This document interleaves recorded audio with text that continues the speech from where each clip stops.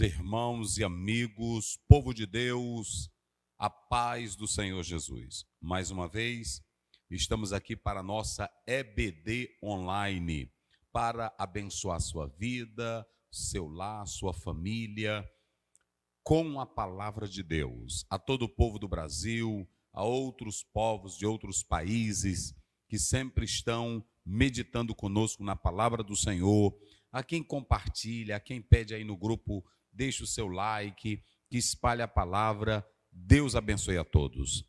Isso vem de Deus. João 3,27 diz: ninguém recebe coisa alguma se do Pai não for enviado. Comigo, pastor Wagner, pastor Luiz, pastor Adalberto, Jimmy, professor César, o irmão Newton, né? E juntos formamos a EBD Online. Hoje aqui comigo, na filmagem, Daniel, e juntos vamos servir a Deus em espírito e em verdade.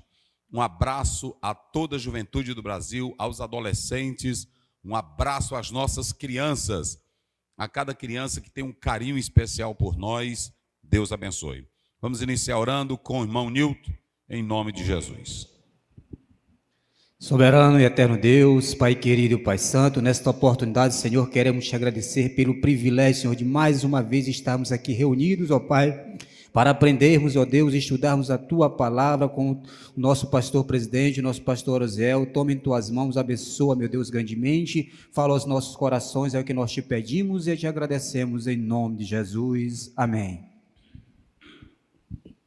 Muito bem, queridos, no nosso sábado passado foi o projeto Neemias, por isso que não deu para estarmos aqui com os irmãos. Mas hoje estamos de volta e louvamos a Deus pelas vossas vidas, sempre procurando servir melhor para também você, amanhã, na EBD, na escola dominical, dar o estudo bíblico. E se você não é professor, mas vai ficar aqui o conhecimento das passagens bíblicas, não é isso? Porque é isso, nós estamos aqui não apenas seguindo a lição, nós estamos seguindo a lição, mas também estamos deixando o conteúdo bíblico. Por isso que nós, primeiramente, exploramos o texto e depois fazemos apontamentos da lição. Aqui na tela, nós temos os apontamentos do livro, ponto 1, ponto 2, ponto 3, não é isso? Aqui do lado, nós temos dois textos bíblicos que o autor da lição selecionou para falar de missões no Novo Testamento, Isaías 61, verso 1 e 2, Lucas 4, 14 a 13. Aqui nós temos a lição de número 4, missões transculturais no Novo Testamento. Ponto 1, Deus missionário revelado no Novo Testamento. Ponto 2, missões nos evangelhos e Atos dos Apóstolos. Ponto 3, missão cumprida nas cartas e no Apocalipse. Teologia sobre missões, missões no Novo Testamento, ok? Muito bem, vamos começar com o nosso texto áureo e verdade prática. Texto áureo. Porque Deus amou o mundo de tal maneira que deu seu Filho unigênito, para que todo aquele que nele crê não pereça, mas tenha a vida eterna. João 3,16. A verdade prática. A natureza missionária de Deus pode ser vista ao fazer de seu único filho um missionário, e da igreja a sucessora dessa sublime tarefa. Muito bem, nós temos aí nosso texto áureo, que é o versículo da Bíblia, que na verdade está dizendo a causa, o amor. O que você tem aqui? Você já tem uma teologia, só nesse versículo, você já tem uma teologia no Novo Testamento sobre missões. Por quê? Quando nós atentamos para essa questão dessa teologia de missões no Novo Testamento, é muito importante que a gente perceba algo muito interessante. Primeiro, você vê que há 5 coisas que nós podemos perceber na teologia sobre missões no Novo Testamento. Primeiro, a base é a Bíblia. A Bíblia, ela começa expondo Deus como ser que promove missões. E nós falamos isso através de quatro títulos. Primeiro, Israel, quando Deus escolhe um homem como Abraão, Gênesis 12:3, para abençoar as nações através da vinda do Messias, conforme a promessa de Gênesis 3:15. Então você tem Abraão, depois você tem os profetas, você tem também os sacerdotes, você tem depois a pessoa de Jesus Cristo, e aí atualmente nós temos quem? A igreja. Vamos lá para memorizar? Abraão, os profetas, sacerdotes, Israel e a igreja. Tudo isso quem levantou foi Deus para abençoar o mundo com a mensagem do Evangelho. Então você tem em primeiro lugar aqui dentro dessa perspectiva a base bíblica. A base é tanto desde Gênesis 3:15 até o Apocalipse. Então perceba que essa é a base da estrutura. Quando você vai estudar também a teologia sobre missões, você tem a teologia sistemática. Ela procura sistematizar tudo que está na Bíblia para melhor ajudar você a compreender a amplitude desse gênero, dessa dimensão de Deus. Então, por exemplo, quando nós estudamos a teologia sobre Deus, ali você vai ver a natureza de Deus, os atributos de Deus, e dentre esses atributos está aquilo que João diz 4:8, 1 João 4:8, Deus é amor. Deus é amor. Veja como isso é lindo. Então, talvez você pergunte, pastor, mas qual é a relação da teologia com missões? Primeiro, você tem uma teologia bíblica que mostra tanto o Velho como o Novo Testamento com missões. Segundo, você tem a teologia, que deixa eu dizer uma coisa aqui para vocês. A teologia deve estar a serviço da comunidade. O verdadeiro teólogo, ele procura alimentar vidas para que elas sejam saudáveis na fé, não é isso? E não colocar tropeço na vida de ninguém. Uma teologia sistemática, ela vai ajudar você a compreender os temas diversos, como, por exemplo, pecado, salvação, Deus, Jesus Cristo, anjos, demônios. O que a teologia sistemática faz é sistematizar todos esses saberes para te ajudar a compreender isso na Bíblia. Organizar. Então, quando você pega, por exemplo, a pessoa de Deus, eu leio na Bíblia que Deus é amor, não é aí? 1 João 4:8, Deus é amor. Quando eu vou para João 3:16, aí é dito que Deus amou o mundo. Quando eu vou para Romanos 5:8, a Bíblia diz que Deus dá prova do seu, ou seja, a natureza de Deus é o amor. Na essência, na sua própria constituição, natureza, ele é o quê? É amor. Mas aí também a minha Bíblia vai mostrar que esse Deus que é amor é justiça, é bondade, é verdade, é santidade. Ou seja, você vê na teologia a importância da natureza de Deus. Isso aqui é muito lindo. Mas aí você também vai entender que é importante você analisar essa teologia sobre missões, porque você também vai ter a teologia histórica de missões. Isso é muito lindo, é muito importante. Você vai ver que, além daquilo que a Bíblia registra, isso impactou homens e mulheres, como Livingstone, como William Carey, como Hudson Taylor, não é assim? Como outros missionários que saíram pelo mundo pregando a palavra, os quais foram impactados. Nas missões modernas, John Wesley, Jonathan Edwards, não é assim? Nós temos outros missionários que foram levantados por Deus, crendo no que a Bíblia diz. Olhe para cá, você nunca pode ser um missionário autêntico, dinâmico, com coisas da sua cabeça. Você não vai levar para o campo missionário aquilo que é seu. Você vai levar aquilo que o Espírito Santo coloca. É por isso que lá em Atos 1:8 diz assim: mas recebereis poder ao descer sobre vós o Espírito E sereis minha testemunha aonde? Jerusalém, Judéia, Samaria e até os confins da terra. Eu já expliquei isso aqui, seguindo a visão de Hélio Queiroz, fazendo essa análise desses termos. Então, é muito importante que você leia a história de missões. Há muitos bons livros que tratam sobre história de missões, que mostram vários homens que fizeram missões impactados pelo Espírito Santo de Deus. Então, isso é muito importante, cada irmão, cada irmã perceber isso.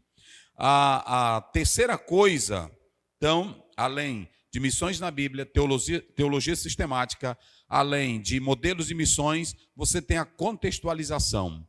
Como foi que esses missionários, ao saírem das suas terras, do seu próprio país, da sua própria cidade, da sua própria cultura, como é que eles lidavam com a cultura de fora? Então, isso aqui é muito importante.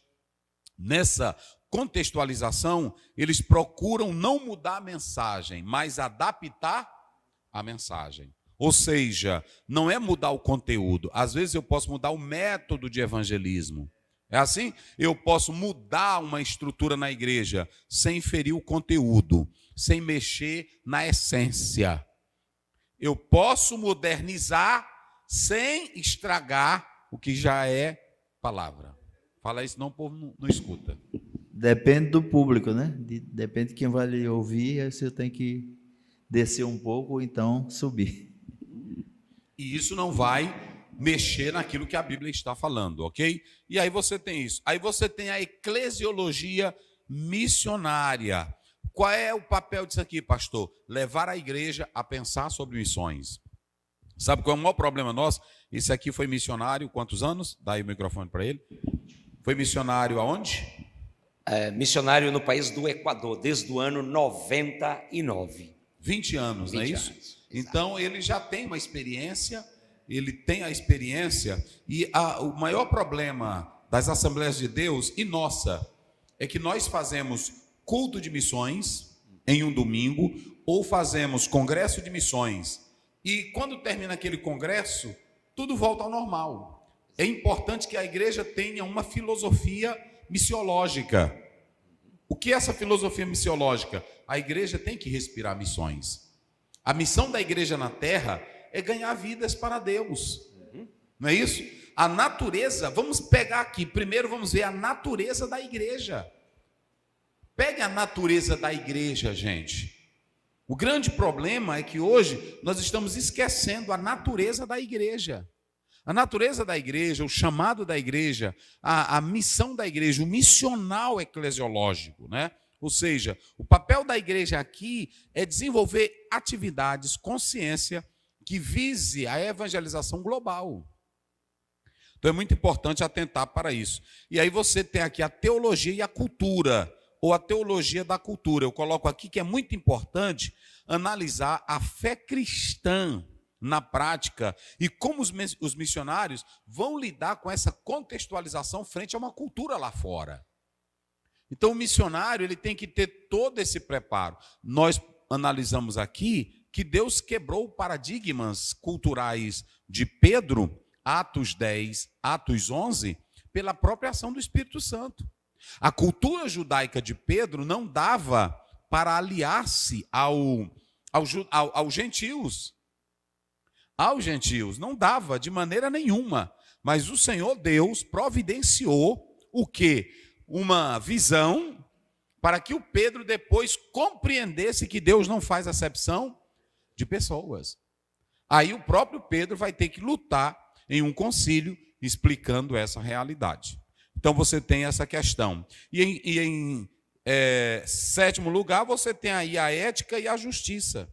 Ou seja, a igreja ela também tem a missão de promover a justiça social. Ninguém é contrário a isso. Nós sabemos dessa realidade bíblica. A igreja ela tem que promover. É interessante essa questão que eu coloco aqui.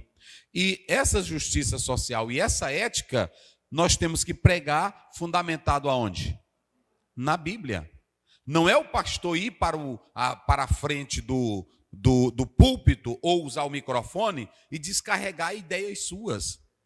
Olha o calção dele, olha o calção, olha a barba. Isso não é cultura e nem ética.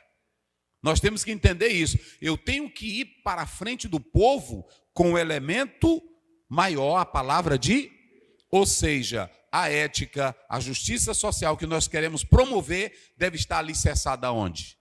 Na palavra de Deus. Então, há muitos, aí tem gente que diz assim, mas eu aprendi com o pastor Chico de Souza. Você tem que saber se o Chico de Souza, ele tinha base na palavra, né? Assim, se ele tinha conhecimentos disso aqui. Então é muito importante que a gente atente sobre essa teologia de missões. Eu apontei aí 7 coisas sobre essa teologia. Pegaram aí? Vamos colocar para não esquecer, não é bom? É bom, né? Primeiro, a teologia de missões envolve uma base bíblica, envolve uma teologia sistemática, envolve uma história de missões, envolve contextualização, envolve a eclesiologia missiológica, envolve a teologia da cultura e envolve a ética e a justiça social. Ok? Então, é isso que nós estamos pontuando aqui. A verdade prática que o pastor leu, ele diz, a natureza missionária de Deus pode ser vista ao fazer de seu único filho um missionário e da igreja sucessora. Pronto. Quando a gente fala nesse ponto aqui, Deus é missionário, nós podemos analisar por que ele é missionário em todas as páginas da Bíblia. Porque ele começa com uma família, ele começa já dizendo para o primeiro casal que pecou, vestindo eles e providenciando a salvação da humanidade. Gênesis 3,15. Depois ele seleciona indivíduos. Aí lá vem Noé, não é assim? Com a providência da arca. Depois lá vem Abraão e depois vem Jacó, que desce ao Egito com os seus filhos, sempre levando o nome de Deus. E Deus é missionário na sua natureza, porque o alvo dele é a redenção da humanidade. E tudo que ele envolve, por exemplo, pessoas, instituições, a Bíblia, profetas, sacerdotes, só tem um alvo de Deus. Só há um alvo de Deus, levar as pessoas à salvação. Por isso que Paulo vai dizer lá em 1 Timóteo 2,4, o qual deseja que todos sejam salvos e venham ao pleno conhecimento da palavra. Até os ungidos, nós vamos falar daqui a pouco isso, os ungidos, os escolhidos, um pregador, um cantor, uma moça, um rapaz, todos quantos estão fazendo a obra de Deus, Deus os comissiona, Deus os prepara para falar do seu nome. Ou seja, Deus é revelado como um Deus que é missionário, nesse sentido de que a sua palavra, a sua vontade, o conhecimento dele alcance os povos, as nações, ok? E aí a maior prova de que ele ama é que ele dá o seu próprio filho. E o próprio filho, ele passa essa missão aos discípulos, à igreja. Ide, portanto, fazei discípulos de todas as... Mateus 28, 19. Ou seja, Deus é um Deus missionário. Vamos lá? Isaías 1, 61, 1, 2. O Espírito do Senhor, Jeová, está sobre mim, porque o Senhor me ungiu para pregoar boas novas aos mansos, enviou-me a restaurar os contritos de coração, a proclamar liberdade aos cativos e a abertura de prisão aos presos, a pregoar o ano aceitável do Senhor e o dia da vingança do nosso Deus, a consolar todos os tristes. Muito bem, esse foi o texto que o pastor usou, e nós vamos começar aqui.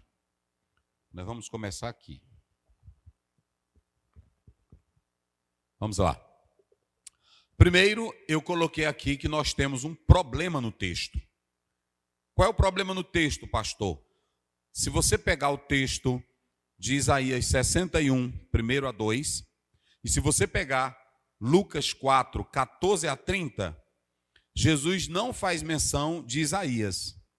E o texto do 61, ele começa com o pronome pessoal, ou seja, está relacionado ao próprio profeta e não a Cristo. Como resolver essa problemática? Isso foi debate para muitos, porque quem é o orador principal do texto naquele momento, quem é? É Isaías. Ok? Isaías, ele é o verdadeiro orador do texto. Mas eu coloquei o profeta ou Cristo. Olha aqui, ó. Daí para filmar bem direitinho, irmão? Olha aqui, ó. O profeta ou Cristo. Então você tem o texto, como é que ele começa dizendo aí? O Espírito do Senhor Jeová está sobre mim. Pronto, ele está dizendo, o Espírito de Deus está sobre mim, e prossegue a leitura. Em mim, porque o Senhor me ungiu. Ó, então ele está deixando claro que ele é o personagem principal. Aí o próprio João Calvino, ele ia dizer, vamos lá para Lucas 4,16. Daqui a pouco a gente chega lá. Vamos lá para Lucas 4,16. 4,16 de Lucas. Chegando a Nazaré, onde fora criado, entrou num dia de sábado, segundo seu costume, na sinagoga, e levantou-se para ler. E foi-lhe dado o livro do profeta Isaías. E quando abriu o livro, achou o lugar em que estava escrito: O Espírito do Senhor é sobre mim, pois que me ungiu para evangelizar os pobres, enviou-me a curar os quebrantados do coração, a apregoar liberdade aos cativos, a dar vista aos cegos, a pôr em liberdade os oprimidos, a anunciar o ano aceitável do Senhor. Então veja bem, no 4,16, como é que diz? 4,16. E chegando a Nazaré, onde fora criado, entrou num dia de sábado, segundo o seu costume, na sinagoga, e levantou-se para ler. E foi-lhe dado o livro do profeta Isaías. E quando abriu o livro, achou o lugar em que estava escrito. Isso, aí só o 16, né? 16 e 17. Pronto, então o que é que acontece? Você tem o texto diante de si, que está falando do profeta. O profeta falava. Agora, Jesus Cristo entra em cena. O João Calvino dizia que, de início, o 16, ligando esse texto, não poderia ser logo aplicado a Cristo. Mas há outros teólogos que dizem assim: quem no momento está falando é o profeta para uma missão que Deus o comissionou. Mas o texto está se referindo a alguém que vai falar. E quem é esse alguém que vai falar? Jesus Cristo, Filho de Deus. Então, a primeira coisa que você vai ter que analisar é essa perspectiva aqui, que não tem como. Aqui está apontando para quem? Para o Messias, o Filho de Deus. Por isso que eu coloquei aqui essa passagem, que na verdade, esse eu está presente aí. Está presente aí. É obrigatório o pastor ler dessa forma. O Espírito do Senhor está sobre mim. Mas o profeta está falando quem? Dele. O profeta, naquele momento, está falando dele. Veja aí o verso 10 de Isaías, só para a gente analisar aqui. Vamos lá. Isso. Regozijar-me-ei muito no Senhor. A minha alma se alegra no meu Deus, porque me vestiu de vestes de salvação, me cobriu com manto de justiça, como um noivo que se adorna com atavios e como a noiva que se enfeita com as suas joias. Veja que agora ele está dizendo que está alegre porque o Senhor o vestiu de vestes de salvação. Sai dele e agora vai para outro. Então esse texto ele precisa ser olhado com muito cuidado. Mas a profecia ela está apontando para Jesus Cristo. Mas naquele momento o enredo principal, a figura principal quem é? É o profeta. Futuramente quem vai falar é o próprio Cristo. Por isso que quando Jesus pega, ele diz: Isaías falou isso aqui mesmo. Não é assim? Isaías falou isso aqui, mas ele estava falando de quem? De mim. Deu para entender agora? Então, é muito importante que nós atentemos para essa particularidade. Ainda observando, é necessário analisar o texto e o contexto, porque eu coloquei aqui a restauração de Israel. Isso aqui estava falando da futura restauração de Israel pós-cativeiro. O drama, a situação vivida, ela agora vai apontar para uma nova restauração espiritual que vai acontecer também em Israel. Só que essa restauração não era também só pós-cativeiro. Ela tem um aspecto escatológico futuro para a restauração de Israel, ok? Que é isso que nós estamos falando aqui. Por exemplo, o Israel atual, que nós estamos vivendo esse momento, vocês sabem muito bem que lá pelo século I antes de Cristo, nós sabemos que quem estava no comando das terras ali eram os romanos. E até um certo momento houve paz, mas depois os romanos se revoltaram contra os judeus tentaram fazer revoltas, e aí eles foram expulsos da terra. Eles foram expulsos da terra. Mas houve, aí é chamado a diáspora, não é isso? Mas houve um momento em que eles começaram a sentir o desejo de voltar para a terra. Aí entra o sionismo. Então veja que quem tinha direito àquela terra, quem era? Os judeus. Mas eles foram o quê? Expulsos da terra. E quando eles voltam, já tem outros habitando ali na terra, com o passar do tempo. Nós falamos isso lá em 130 com Adriano, quando os judeus são expulsos e ele, com raiva, ele coloca o nome de um povo que não existia mais, os filisteus. Ele expulsa os judeus e, com raiva, ele coloca esse nome. Aí surge essa ideia da Palestina. Mas esse conflito, que eu não vou entrar aqui no mérito, é muito importante a gente atentar para essa particularidade. O que eu quero dizer aqui é que vai haver uma restauração espiritual e escatológica de Israel nos tempos idos, que são os tempos proféticos, os tempos futuros. Se vocês analisarem, ainda Israel não está vivendo essa restauração espiritual. 1948, vocês sabem que Israel tem a oportunidade de viver o melhor momento, que é a restauração deles e o novo Estado que é criado, mas ainda há necessidade de uma volta para o Messias, porque eles não creem ainda em Cristo Jesus como Filho de Deus. Há os judeus messiânicos que creem, e eu não vou entrar aqui nesse mérito, porque não há só um tipo de judeu. Há judeus messiânicos, judeus ortodoxos, judeus liberais, dentre outros. Há até judeus que são esotéricos, não é isso? Há judeus esotéricos. Então eu não vou entrar nesse detalhe aqui. Mas o que eu quero dizer aqui é algo muito importante, que tem gente que pergunta, mas os judeus que estão aí não aceitaram o Messias. E vocês sabiam que o Messias, Jesus Cristo, para não ser aceito pelos judeus, foi uma providência de Deus? Quando você pega João 1, 10, 11, 12, veio para o que era seu e seus não. Mas se vocês analisarem, já havia uma profecia de que os judeus não iriam aceitar Jesus, porque se eles aceitassem a Jesus, eles iam aceitar só um Jesus político. Agora, o Jesus que vai morrer é o Jesus que vem para a redenção de todos os pecadores. Está lá em Lucas 2, vamos lá, para não dizer que é coisa da nossa cabeça. No Simeão, quando ele diz isso, 2, verso 25 em diante. Olha aí. Pode ler, vai. Havia em Jerusalém um homem cujo nome era Simeão, e este homem era justo e temente a Deus, esperando a consolação de Israel, e o Espírito Santo estava sobre ele.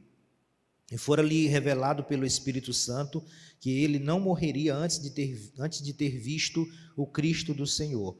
E pelo Espírito foi ao templo.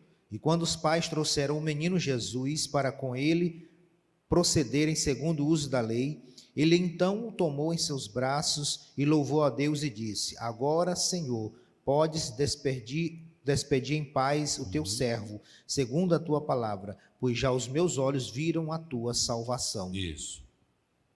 Pode ir. A qual tu preparaste perante a face de todos os povos, luz para alumiar as nações. Sim. E para a glória de teu povo Israel. Luz para alumiar as nações. E para a glória do teu povo então, Israel. Há um propósito especial de Jesus para Israel da parte de Deus, que nós não vamos tratar disso agora.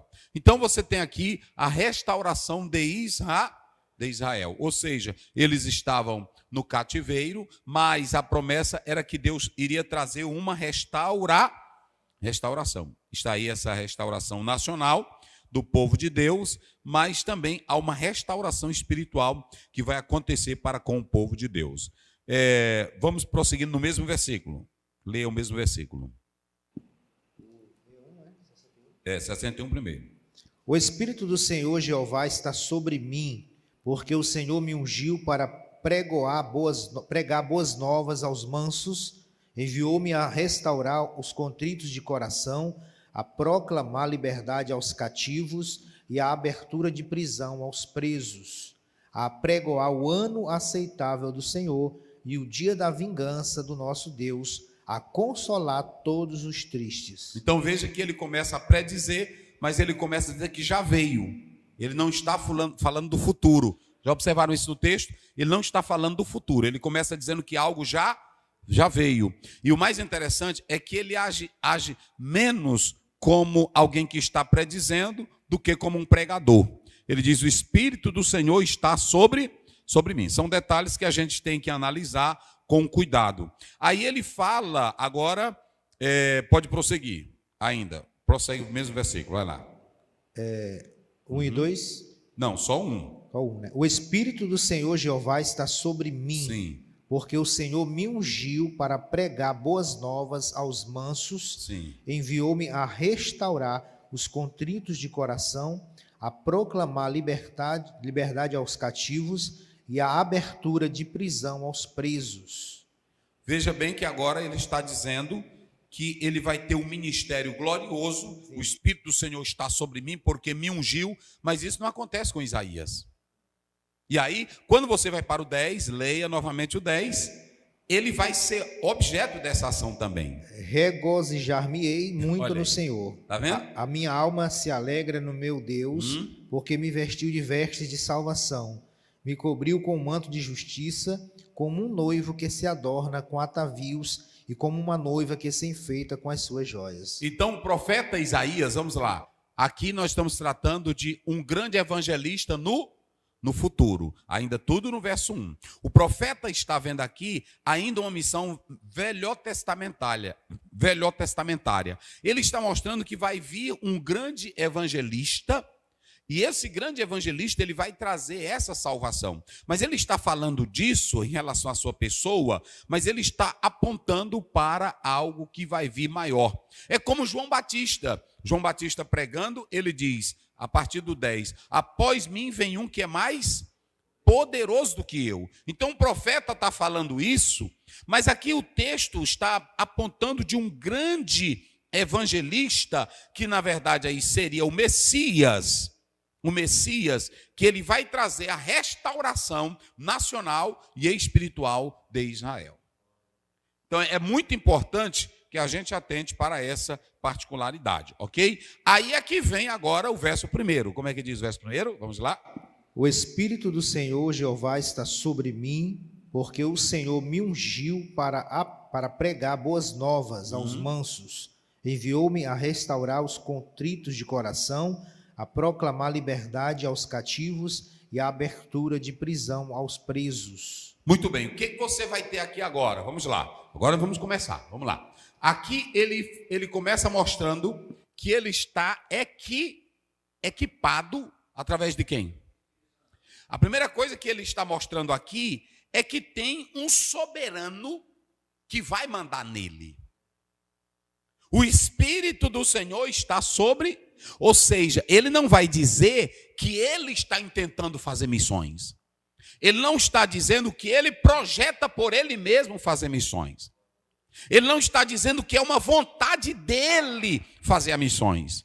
Ele abre nesse preâmbulo, ele começa, o Espírito do...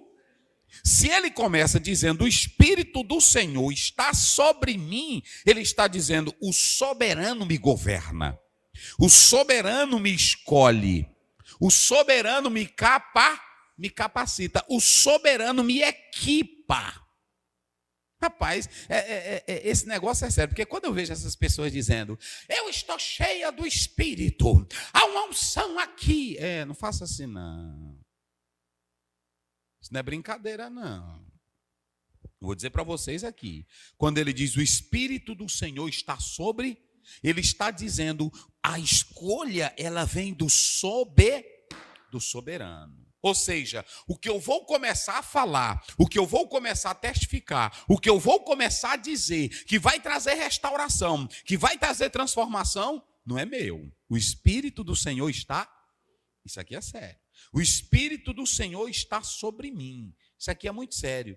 Vamos ver o 42 primeiro, depois Isaías mesmo. Depois 48, 16. Vamos lá.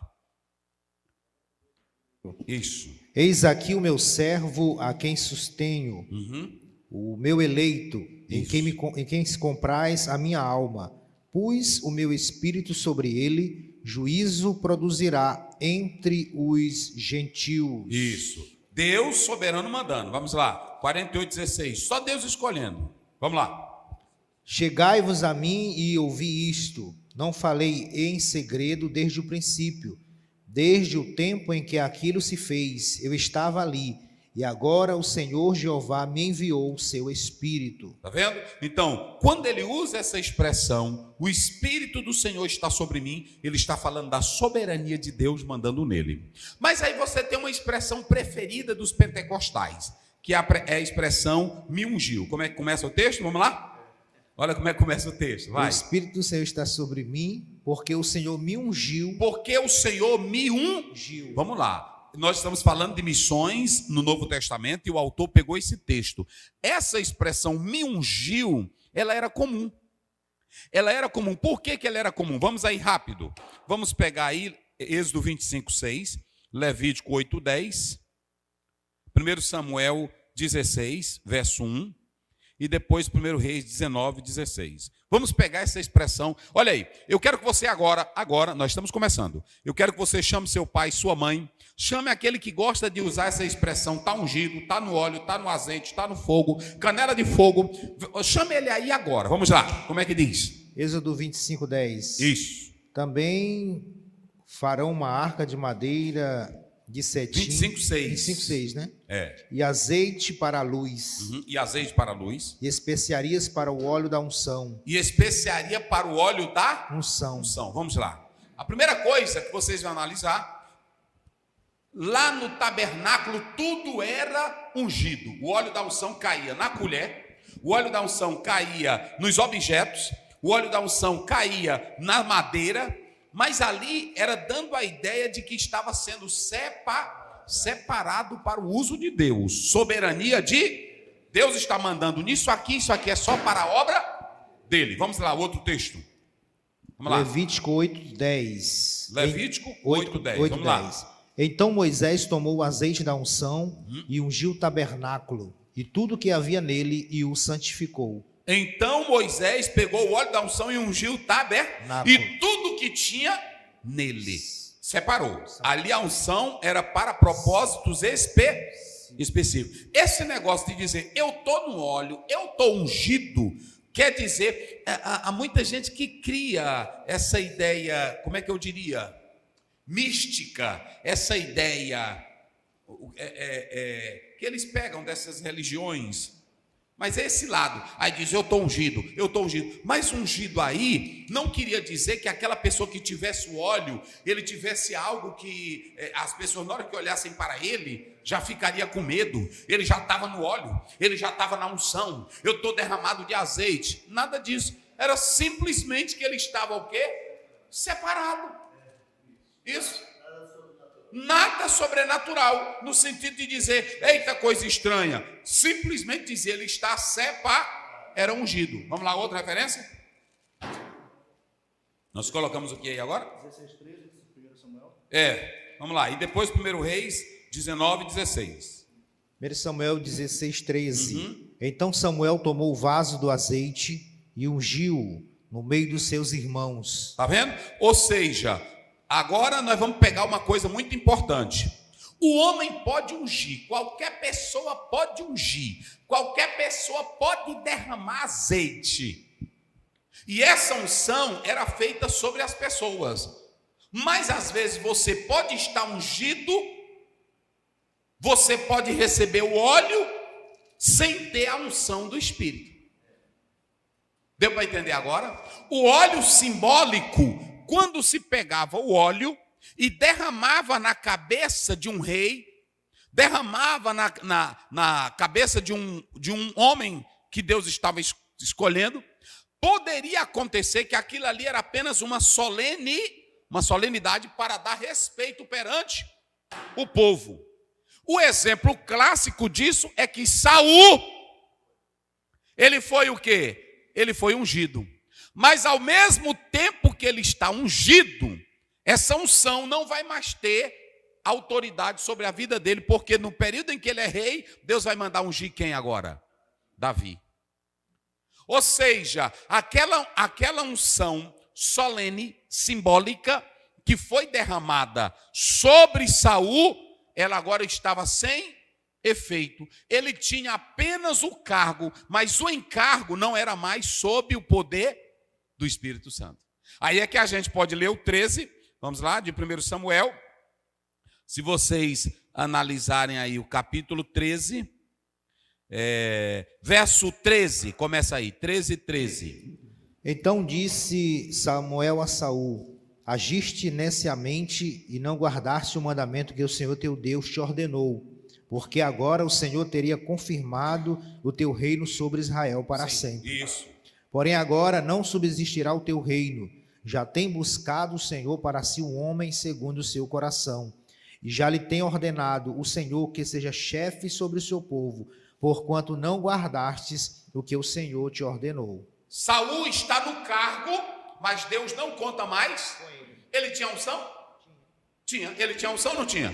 Porque naquele momento a unção perante Israel era um ato simbólico para declarar que ele estava ele estava na unção para o cargo, mas não tinha mais a unção para ser ungido do Senhor. É pesado ou não é? E aí quando você, olha, vê o verso primeiro, do 16. Isso, vamos lá. Então disse o Senhor a Samuel: Sim. até quando terás dó de Saul, havendo eu rejeitado, para que não reine sobre Israel? Porque tem gente que canta, pera bem aí. Vamos lá. Eu não sei bem. Ele não desiste de você, ele se importa com você, não é? Compreende o seu caminhar, nunca vê. Deus não desiste do pecador que é ignorante, que está nas trevas, por isso ele envia Jesus para salvar. Mas aquele que conhece a verdade, sabe a verdade e vive na teimosia, na rebeldia, Deus desiste de você. Entenderam? Ele desiste de você. Davi no capítulo 28, 8, 9, vê aí, de 1 Samuel, ele vai dizer claramente, ele: conheça o Deus do teu pai, serve com um coração íntegro e voluntário, porque ele esquadrinha rins e corações. Se tu buscares, será achado. Se tu deixares, ele te deixará para sempre. Eita, rapaz, é negócio sério, meus irmãos, né? Tem que analisar isso, né? 28, né? Eu acho que é 1 Reis, não é isso? Vamos ver aí. Mas é isso aí mesmo. Eita, rapaz, é negócio sério. A Bíblia, você tem que analisar ela bem direitinho. 28. Vamos lá. Acharam aí? Mas é isso aí. Vê se é 1 Crônicas, né? 28, Conheça o Deus do teu pai, serve com um coração íntegro e voluntário. Porque se tu buscares, é o 28, 1 Crônicas 28, 9. Vai lá. 28, 9. E tu, meu filho Salomão, conhece o Deus de teu pai e serve-o com um coração perfeito. Isso. E com uma alma voluntária, porque esquadrinha o Senhor todos os corações e entende todas as imaginações dos pensamentos. Se o buscares, será achado de ti. E se tu deixar? Porém, se deixares, rejeitar-te-á para sempre. Então olha para cá. Tem muitas pessoas, tu está filmando direito, meu filho? Bota para cá que eu estou começando agora. Tem muitas pessoas que têm um cargo, tem muitas pessoas que têm um título de pastor, título de cantor, cargo de pastor, cargo de professor, mas ele só tem um cargo, ele só está ali na função, mas ele não tem mais a unção. A unção de Deus, ela não tem valor na vida de quem está em pecado. A unção de Deus, ela só tem valor e vitalidade e poder quando ele está em plena obediência à sua palavra. Tu pode ser cantor, tem irmão que diz assim, mas ele é o seguinte, ele é sacerdote, a unção está sobre ele. Olha para cá, bota para cá. Essa unção só presta enquanto você está de acordo com a palavra de Deus. A prova é que Saul ficou no cargo, mas ficou sem Deus. A tua unção, bota para cá, meu filho, bota para cá. A tua unção não presta quando tu és adúltero. A tua unção não presta quando tu és mentiroso. A tua unção não presta quando tu roubas dinheiro da igreja. A tua unção não presta quando tu mentes no altar. A tua unção não presta quando tu vive casado e vive com casos com outras mulheres. A tua unção não presta quando tu está no altar e bebendo cachaça escondido. A unção só vale quando você vive em obediência. E não venha com historinha não, porque está na Bíblia. Vamos voltar para lá, para o capítulo 13 de 1 Samuel. Rapaz, é negócio sério. Eu pergunto, Deus tirou logo Saul do cargo? Não, porque ele já tinha dado a unção para ele estar no... Mas como durante a função dele, ele não prestou, aí Deus diz, não, tem nada não, pode deixar ele no cargo. Agora eu vou dizer uma coisa para vocês. Eita, Deus bom. Vai lá. 2 Samuel 13, verso 8. E esperou 7 dias até o tempo que Samuel determinaram. Isso. Não vindo, porém, Samuel e Gilgal, o povo se espalhava dele. Então disse Saul, trazei-me aqui um holocausto e oferta pacíficas, e ofereceu o holocausto. Tá bom, pronto. Aí tu vem agora para o 13, que nós lemos. Lá, tu vai ler só o 14. 14. Porém, agora não subsistirá o teu reino. Olha para cá. Tu pode ficar aí no cargo. Como Eli ficou, mas eu já tinha rejeitado Eli. Tu pode ficar no cargo. Olha como Deus é lindo. Eu não vou te tirar não, porque eu já te botei. Mas só que o teu cargo não vai subsistir. Teu cargo não vai subsistir. Ou seja, ele está no cargo, mas a unção dele agora não vale mais nada. Há muitos que estão assim, no cargo, mas sem a unção. Pregando, mas sem a unção de... Faz um movimento, faz uma zoadona, faz uma farofa, mas é sem a unção de Deus. Aí entra o mais interessante. Deus diz assim, vai lá Samuel. E o Samuel diz, mas Davi, mas Deus, Saul vai saber que eu vou botar unção em outro. É assim ou não é? Ou seja, há muitos que estão no cargo, há muitos que estão em missões, mas que não são ungidos mais pelo Senhor. A unção de Deus, olhe para cá. E teve uma briga muito grande entre os líderes católicos, que eles perguntaram, e se o sacerdote peca, a unção continua? Eles disseram, continua porque o sacerdócio dele é irrevogável. Que negócio de irrevogável? Deus só está contigo enquanto tu presta. Quando tu não prestares, Deus já te abandonou. Ele só não desiste de você enquanto tu estás na obediência da palavra. Olhe para cá, enquanto você obedece a palavra, enquanto você ora, enquanto você é sincero com Deus, sincero com a família, sincero com os negócios, sincero com o altar, sincero na administração da igreja, Deus é contigo. Na hora que você rouba, a unção já não tem eficácia.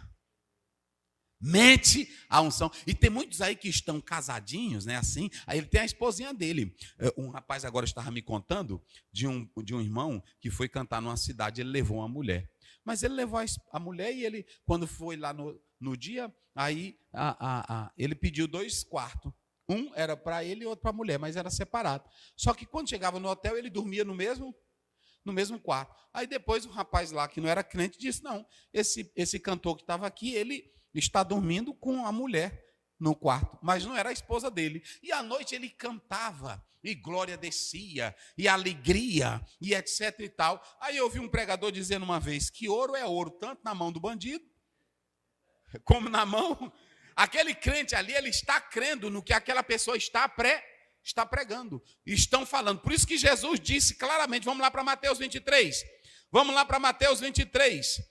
Porque tem gente que diz, pastor, e como é que fulano é tão sem vergonha e Deus usa ele? E como é que fulano é tão bandido e Deus usa ele? 23, 2, 3, vai lá. Dizendo, 22, né? Isso. 23, Mateus. Observai, pois, e praticai tudo o que vos disserem, mas não procedais em conformidade com as suas obras. O que eles estão dizendo é correto, mas a maneira deles procederem não presta. Não é assim? Agora prestem atenção, em Mateus 7, Jesus já decretou qual é a sina desses homens. Senhor, no teu nome, expulsamos, vamos para lá, é só para você. Pastor, e como é que essas pessoas são usadas? Está aí, são usadas, parece a verdade, iludem as pessoas, vai. Muitos me dirão naquele dia, Isso. Senhor, Senhor, não profetizamos nós em teu nome? Olha aí, profetizamos no teu nome. Eles estão no culto, olha para cá. Eles estão no culto, na hora que eles chegam no culto, irmão, a pessoa quando já está em pecado, ou quando quer fazer gracinha, quando não tem compromisso com a palavra, ele já chega no culto fazendo gracinha. Ele chega no culto no espírito de orgulho. Olha para cá, tu está filmando direito, irmão? Bota para cá. Eu vou dizer uma palavra de Deus aqui para todo o Brasil, para todo o povo de Deus. Quando você vê um pregador que o orgulho dele é altíssimo, Deus não está com ele, porque Deus não exalta soberbos. A Bíblia diz que Deus habita com o contrito e o quebra. Eu vou já falar isso daqui a pouco. Quando você vê um pregador entrar botando banca, o melhor hotel, o melhor carro, eu não quero que um Fiat vai me buscar. Pois olha para mim, se me convidarem buscar um jumento, pastor, só tem um jumento para lhe levar. Eu vou no jumento, porque eu não sou chamado para ser estrela. Eu sou chamado para ser servo de Deus. E quem exalta é Deus, e quem dá é Deus, e quem coloca é Deus. E eu não tenho nada, tudo é dele. Então quem é escolhido de Deus nunca entra naquela prepotência. Quando você vê um homem que ele até na forma dele falar, é prepotente, é um orgulhosozão, a pessoa vem falar com ele, até tem medo dele, não é de Deus. Porque Jesus era tão ungido e as criancinhas só andavam atrás de Jesus. Jesus era tão ungido, as raparigas, os bêbados, os ladrões, os bandidos, tudinho queria estar perto de quem? Que unção era essa que não afastava as pessoas? E a tua unção é tão grande que as pessoas têm medo de ti. Esse negócio de não me toque que eu estou no óleo é mentira. Não encoste aqui perto de mim que eu estou no azeite é mentira. Só conversa. Um homem de Deus não tem espírito de soberba, de arrogância. 2 Crônicas 7,14. Se meu povo que se chama pelo meu, qual é o primeiro recado? Se humilhar e depois.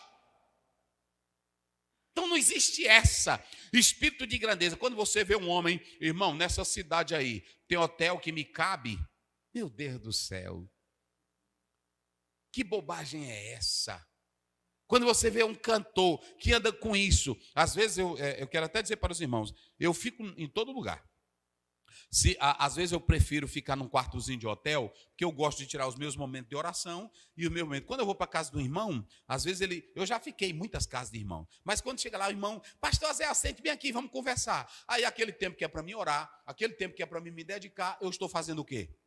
Estou conversando. E ainda tem outra coisa. Às vezes você está na casa de um irmão, o irmão começa a fuxicar do outro, aí você vai pregar, Deus lhe usa, aí a pessoa diz, mas ele estava lá na casa do fulano de tal, e o fulano de tal que estava lá contou isso para ele. Por isso que é bom ter um momento reservado. Só isso, às vezes o irmão me convida, pastor, como é seu cachê? Eu disse, não tenho cachê, irmão. E como é que o senhor faz? Não, me pague a minha passagem, não é assim? Eu sempre ando com minha esposa, quero dizer também para os irmãos, sempre ando com minha esposa. Eu ando com a minha esposa, e aí pronto, e o hotel, vocês me botam aí no hotelzinho, do jeito que vocês quiserem. E a oferta é aquilo que Deus colocar no coração de vocês. Agora, homem de Deus não tem espírito de... Porque primeiro, nenhum homem de Deus se unge. Olha o que Isaías diz, o Espírito do Senhor Deus está sobre e me ungiu. E quando você não presta a unção de Deus automaticamente, e eu vou mostrar na Bíblia, a Dalila gritou, os filisteus vêm contra ti, Sansão. Vamos para lá. Eita, rapaz, lá pelo 16, eu gosto da Bíblia. Eu gosto da Bíblia. Quantos minutos tem aí, irmão, que eu estou falando? Eu tenho que correr. Já tem quantos minutos aí? Eita, glória a Deus. 16, não é isso? 16. Veja aí direitinho. 1 hora? 16:3. Não. Está errado isso aí. Ele está errado. Está errado. Vamos lá. Aí ela... Vamos lá? É o 20. E disse ela, os filisteus vêm sobre ti, Sansão. E despertou do seu sono e Brincando, disse: prestem atenção. Brincando. Me amarra com corda nova, né? Assim? Aí brincando. Ah, se tu fizer um negocinho aqui no meu cabelo, brincando. Sempre indo para o pó, perto do... Aí chegou no final. Vai. E disse ela: os filisteus vêm sobre ti, Sansão. E despertou do seu sono e disse: Isso. sairei ainda esta vez como dantes e me livrarei. Eu vou sair como dantes, eu vou me livrar. Porque ele não sabia Não sabia. que já o Senhor se tinha retirado dele. Ele não sabia. Eita, irmão. É um bocado brincando com pecado. É com intimidadezinha com mulher, não é assim?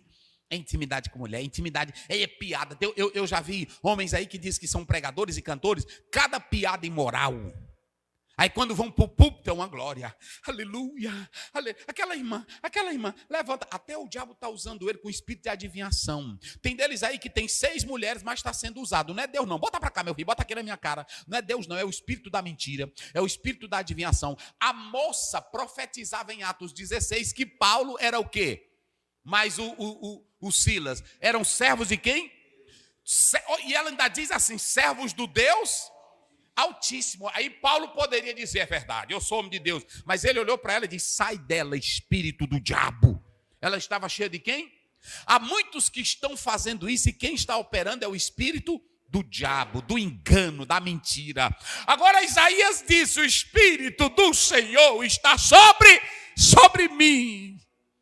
Agora, queridos, observem bem uma coisa, não adianta cargo sem unção, não adianta pregação sem a unção. Tem irmão também que pergunta, pastor Ziel, olha para cá que eu vou explicar isso aqui para vocês. Pastor Ziel e o fulano de tal não tem pregação ungida. Tem gente que pensa que pregação ungida é eu chegar e botar a mão no paralítico e ele se levantar. Tem gente que pensa que pregação ungida é eu estar num lugar e eu orar e o cego abrir. Vocês se lembram que a gente leu Mateus agora em 7:22? Muitos dirão no meu nome expulsaram? No meu nome fizeram o quê? Profetizaram no meu nome? Curaram. Jesus disse, eu não vos conheço. Teve um homem na Bíblia que ele pregou, está lá em Atos 12, ele pregou uma noite e os crentes, uns dormiram e outros agarraram no sono e o outro caiu da janela. Como era o nome desse pregador? Vamos lá para 12. É porque tem irmão que pensa assim, pastor Aziel, fulano não tem unção, ele estava falando e o povo dormindo. E Paulo tinha o quê?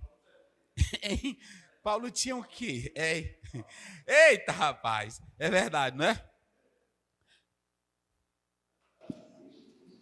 Vamos lá. É lá no capítulo? É 20, é isso, né? Vamos lá. Eita, rapaz. Coisa boa é a Bíblia. 29, verso 9. Vai. Estando um certo jovem por nome Eutico, assentado numa janela, caiu do 3º andar, tomado de um sono profundo, que lhe sobreveio durante o extenso discurso de Paulo. Por que ele dormiu? Paulo falou muito, conversou muito. E a pregação, a gente pensa que a Bíblia diz que os opositores diziam, ele só é bom para escrever, para falar e na presença ele é o quê? Fraco.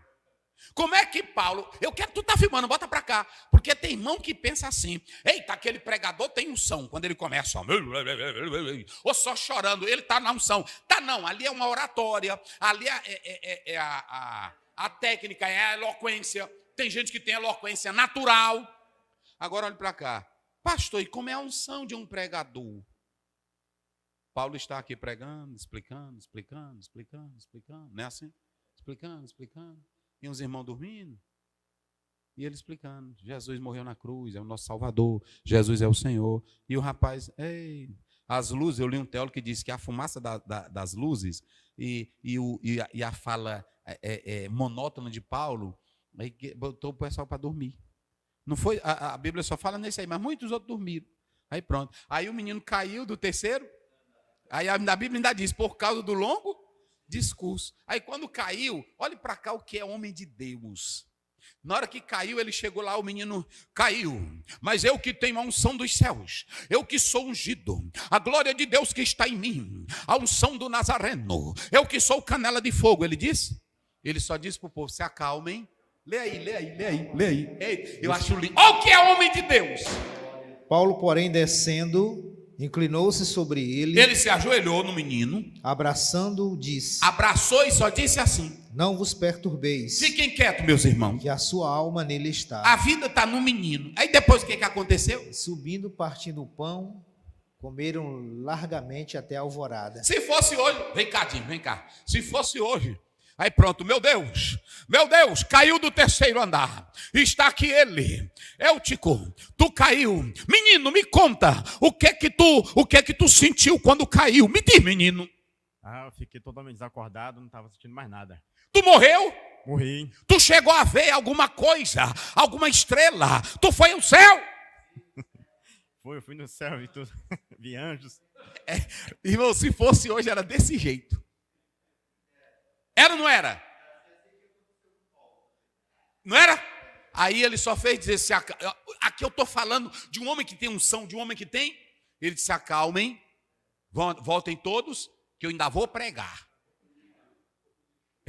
Porque a unção não está no que nós fazemos. A unção está no que nós pregamos. A unção é isso aqui que eu estou pronto, eu saber que eu sou separado para falar o que Deus... Pronto, leia o texto, o que ele fez depois que Paulo... E subindo e partindo o pão, comendo ainda lhes falou largamente até a alvorada. Meu Deus do céu. E assim partiu. Porque para Paulo o que era interessante era o conteúdo da palavra de... Olha para cá, tu pode dormir. Tem irmão que me convida, aí diz assim, irmão, pastor Zé hoje não estava na unção, não estava no óleo. Não, é porque tu é que não está querendo ouvir, porque a minha unção é essa daqui. Eu só vou pregar o evangelho. E aí pronto, Paulo vai dizer lá em 1 Coríntios 2, eu não propus saber outra coisa entre vós, senão Jesus Cristo e este crucificado. Então pronto, a unção de Deus está sobre mim. Eu nem vou lá para Lucas hoje, porque já foi meu horário. Tem certeza que já deu uma hora aí? Meu Deus do céu. O que mais, pastor? A missão profética e a unção. Para quem? Vamos lá. Aí veio agora, eu vou ficar só em Lucas, só em coisa, que depois a gente fala que é o mesminho lá. Vamos lá, como é que diz? Aí a gente... O 2. Isso. E apregoar o ano aceitável do Senhor. Não, começa do 1 de novo. O Espírito do Senhor Jeová está sobre mim. Isso. Porque o Senhor me ungiu Já para pregar boas novas aos mansos. Isso. Enviou-me a restaurar os contritos de coração, a proclamar liberdade aos cativos. Sim. E a abertura de prisão aos presos. A apregoar o ano aceitável do Senhor e o dia da vingança do nosso Deus. Sim. A consolar todos os tristes. Muito bem. A linguagem dele é totalmente judaica. Ano do Senhor era o ano de jubileu. Era aquele ano em que o escravo que era escravo deveria ser. Aquele que havia contraído uma dívida e não podia pagar deveria ser. Então Isaías está falando aqui de um ano que todo judeu tinha conhecimento. Só que esse ano aí, ele está falando de uma restauração e de uma libertação que é mais poder. Só que aqui vem o interessante. Ele tem uma missão profética e ele tem uma unção. Agora, para que era essa unção nele? A qual público ele se dirige? E que unção era essa e para quê? E para quem? Vamos lá, me ajudem vocês. Vamos lá. Essa missão profética estava, porque tem irmão que diz, eu tenho a unção, e eu vou dizer logo aqui a verdade. Essa unção, você vê em algum momento ele dizendo, eu fui tomado, e eu comecei a rodopiar, tem isso aí no texto? Não. Aqui ele está dizendo, ele me ungiu, agora ele vai mostrar a missão profética e o auditório que ele vai pregar. Vamos ver quem era que estava no culto que o profeta vai começar. Vamos lá. Esses mansos aí, olha para cá, eram aqueles que eram humildes e o poder opressor político estava dominando. E eles não tinham força nenhuma para reagir. Depois, os contritos, arrasados. Vamos lá, depois, cativos, não é isso aí? Observem bem, qual é o versículo aí? É o 1. É o 1, não é assim? Olha para quem que ele vai. Ele vai para os algemados, Ele vai para quem mais? Os tristes. Ele vai para quem mais? Os contritos. Os contritos. Mansos, contritos. Mansos, contritos. Cativos.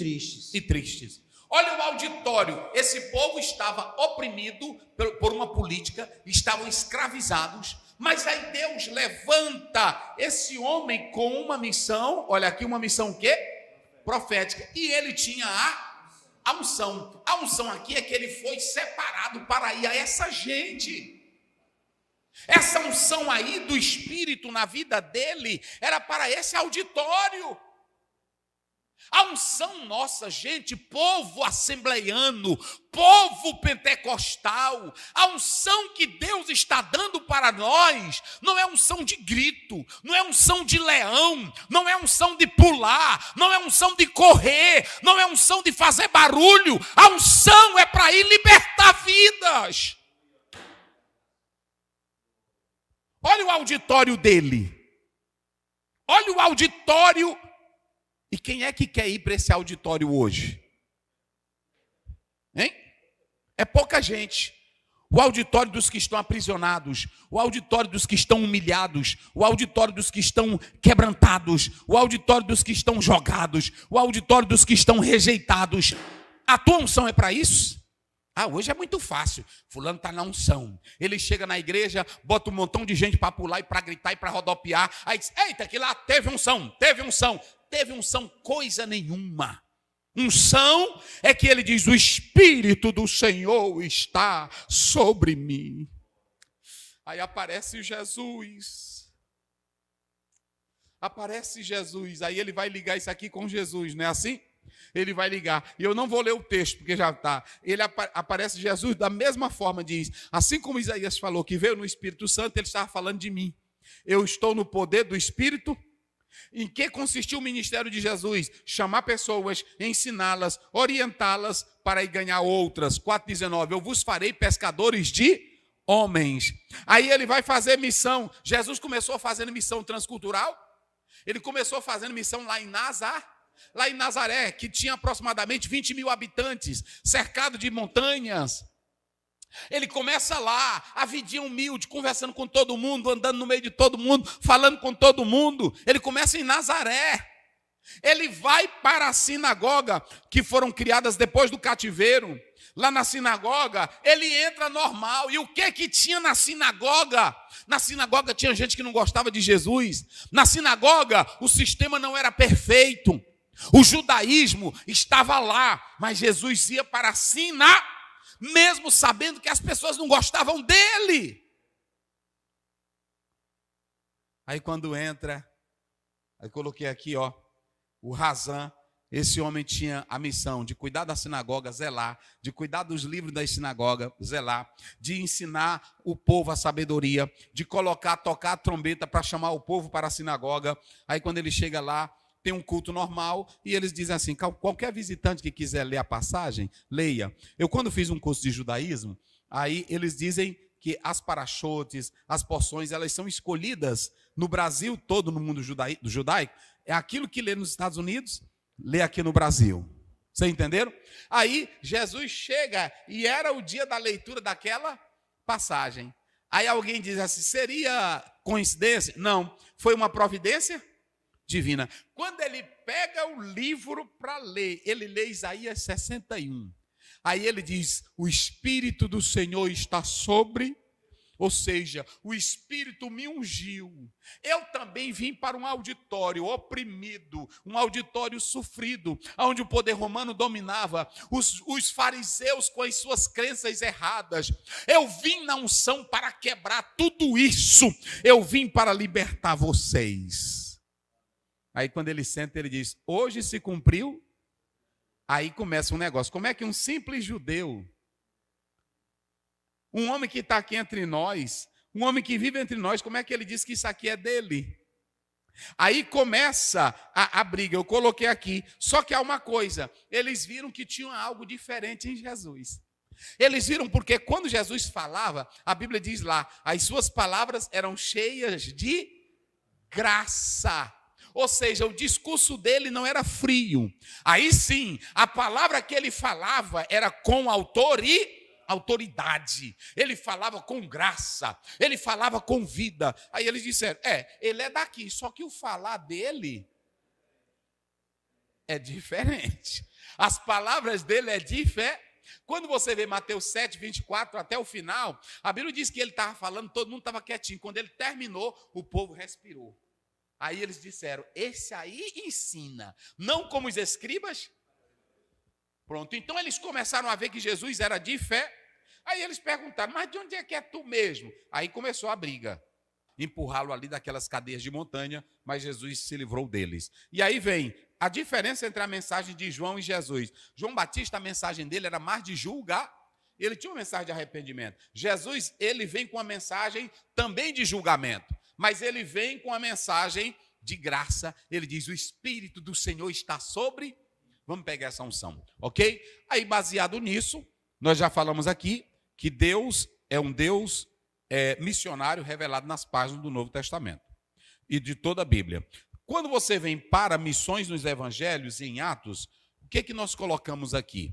Nós colocamos aqui a suprema missão da igreja. Qual é a missão da igreja? A missão da igreja não é fazer só o social, ela pode fazer. A missão da igreja não é se envolver com política, não. Cada cidadão vota em quem quiser. Agora, a missão da igreja não é fazer política. O cristão, como cidadão, pode votar e pode fazer a sua política, mas a igreja não. Nem púlpito de igreja. Aqui nós recebemos candidatos, aqui recebemos o prefeito. Quando o prefeito chega, diz, vamos ouvir uma saudação, que é o chefe do município. Mas ele não vem para cá fazer política, ele não vem para cá fazer campanha, ele vem só dizer, boa noite, nós estamos aqui pela graça de Deus, queremos louvar a Deus pela vida da igreja e pela festa que acontece. Deus abençoe. Não é assim? Pronto, é normal. Se o governador vier do mesmo jeito. Pronto. Agora, a natureza da igreja, a tarefa da igreja, não é fazer política, é pregar o evangelho. Agora, eu como cidadão normal, eu faço política. Ele como cidadão, ele pode fazer a política e dar o voto dele. Agora, dentro do templo, na pregação, na praça, a igreja não tem essa missão de pregar política. Não tem. Pode quem quiser se zangar, mas eu estou logo dizendo aqui, templo não é lugar para assoviar, no templo não é lugar para ninguém gritar. Esse é o nosso político, templo não é para isso. Templo é separado para a glória de Deus. Por isso que Deus, muitas coisas, Ele não aprova entre nós, porque nós estamos tornando aquilo que é sacro, aquilo que é santo, no profano. Chamar os povos. Qual é a missão da igreja? Diga vocês bem forte aí. Qual é a única missão da igreja? Pronto, chamar os povos ao arrependimento. Pronto, é só isso. A missão da igreja, nós temos dois tipos de missão. Missão centrípeta e missão centrífuga. Essa centrípeta era a missão de Israel. O povo ia para Israel. Israel não evangelizava. Onde é que você vê na Bíblia Israel evangelizando? Não é assim? Agora, a missão da igreja ela tem que sair, ir por todo mundo e pregai o evangelho. Deus é missionário. Na teologia, eu já falei, teologia do Novo Testamento, eu já falei. A responsabilidade geral e coletiva. Na responsabilidade geral, todos nós somos chamados a adorar a Deus, a servir a Deus. Na responsabilidade coletiva, não é coletiva, é coletiva e geral, mas é individual, viu? É individual. Apague bem, pastor, para eles. Na individual, bem, né? Na individual, pode até isso aí. Individual. Você tem a coletiva, somos todos chamados para a santidade, para a comunhão, somos todos chamados para a oração, mas individualmente, cada crente é chamado para ser uma testemunha de Jesus Cristo. E, portanto, fazer discípulo de todas as... Pronto. Qual é o alvo de Deus? O alvo de Deus em Cristo. O alvo de Deus, através de enviar Jesus, é a redenção dos pecadores, desde Gênesis 3,15. Quem foi o primeiro missionário do Novo Testamento? Quem foi? Jesus Cristo. Deus o enviou e Ele envia a nós. Jesus vai fazer missões no poder de quem? Do Espírito. E a igreja faz missões no poder de quem? Pronto. O Espírito Santo, Ele não apenas dá poder, mas Ele guia os obreiros no campo. Quem foi que disse, sobe ao carro, Felipe? Quem foi que disse, se aproxima do carro, Felipe? Quem foi que levou Felipe para Gaza? Quem foi que disse para Paulo, no sonho, na visão, passa a massa? Então pronto, isso aí é o Espírito. O Espírito Santo, ele tanto nos dá poder, como ele nos guia para o campo missionário. É por isso que missão tu não pode fazer sem o Espírito Santo. Não adianta, não é assim? Deus é missionário. Ele enviou Jesus, ele enviou Israel, ele enviou Jesus Cristo, ele enviou agora a igreja. O lado missionário de Jesus nos evangelhos. Nos evangelhos, tudo que Jesus ensinava era para preparar vidas. Tudo que Jesus pregava era para edificar vidas. Nos 3 evangelhos, nos 4 evangelhos, Mateus 28, ele diz, fazei discípulos de todas as... Lá em Marcos 16, 15, ele diz, ide por todo. Lá em Lucas 24, 47, 48, ele diz, ficai na cidade até que do alto sejais revestido de... Pronto, e pregai o evangelho a todas as... Lá em João 20, 21, ele disse, assim como o Pai me enviou. Ou seja, os 4 evangelhos são missiológicos, ok? Tudo girava em torno de Jesus, ok? Tudo girava em torno dele. Ele deixou a sua glória, ele deu a sua... Isso aqui é para o missionário. Se Jesus, como missionário, não buscou glória, aí tu quer buscar glória, bonito. Se Jesus deixou tudo e deu a vida, esse é um trabalho de um missionário. Missões nos evangelhos em Atos. Vou correr aqui. Nos evangelhos, nós já falamos, tudo que Jesus pregou e ensinou era para preparar o evangelho. Em Atos, você vê o prosseguimento da igreja fazendo missões. A igreja dinâmica, é por isso que é chamado Atos do Espírito Santo, ok? Em Atos, você vê a igreja dinâmica. Eu coloquei nos evangelhos, Jesus é capacitado pelo Espírito Santo. Na igreja primitiva, os líderes, eles tinham a missão de levar a salvação. Vamos analisar o que Pedro faz em Atos 10. Ele vai para a casa de quem? De Cornélio. Ele ganha quem? Cornélio e toda a sua casa, ok? Filipe, ele está pregando em Samar, lá ele ganha a cidade e evangeliza, não é assim? Atos 16, o que Paulo faz em Filipos? Ele vai evangelizar e ele ganha uma família lá no carcereiro. Quem foi que ele ganhou? O carcereiro. Ou seja, era a igreja fazendo missões no poder do Espírito Santo. Eu coloquei aqui, ó. Filipe faz missão transcultural. Pedro, ele leva o evangelho de modo universal a todos, sem acepção de pessoas. Paulo vai para outros povos e outras, porque Deus disse assim, ele será um vaso para levar o evangelho a reis, a gentios e a todo o povo, ok? A primeira igreja missionária é a igreja de Antioquia. Ela vai levar o evangelho e se torna uma base missionária. No Pentecoste você vê missões, porque ali Pedro pregou e ganhou quantas almas? Pronto. Aí você tem missões no livro de Atos. Nas epístolas, cada igreja que é fundada, cada ministério que é aberto, você tem aconselhamento, você tem apologia, você tem missões, tudo girando em torno da missão e da natureza da igreja. Ok?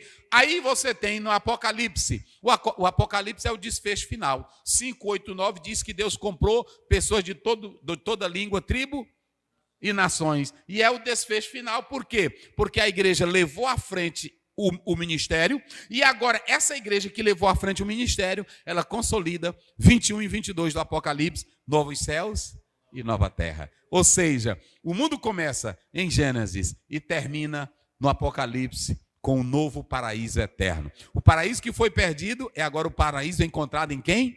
Em Cristo Jesus. Deus abençoe, em nome de Jesus. Amém. Vamos orar com o pastor Adalberto e o pastor Wagner impetrando as bênçãos. Senhor, te damos graças pela palavra ministrada nesta noite. Senhor Jesus, que esta palavra possa alcançar os nossos irmãos, amigos que nos acompanham por meio desta EBD. Meu Deus e meu Pai, assim as famílias e a igreja possa ser despertada para a obra missionária. Meu Deus e meu Pai, nós te agradecemos por tudo, em nome de Jesus.